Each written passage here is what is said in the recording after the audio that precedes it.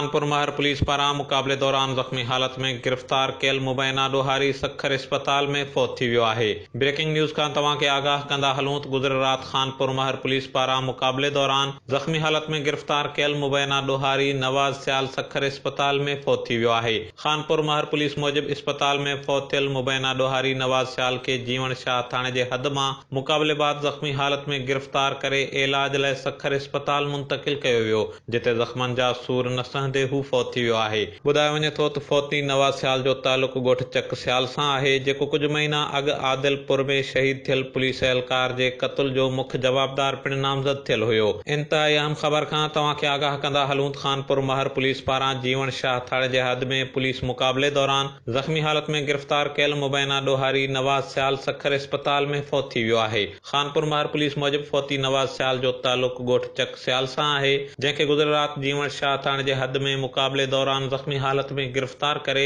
इलाज लाइ सखर अस्पताल मुंतक़िल कयो वियो, जिते ज़ख़्मनि जा सूर न सहंदे हू फ़ौत थी वियो आहे। फ़ौती नवाज़ सियाल कुझु महीना अॻु आदिलपुर में शहीद कयल पुलिस एहलकार जे क़त्ल केस में मुख्य जवाबदार पिणु नामज़द थियल हुयो।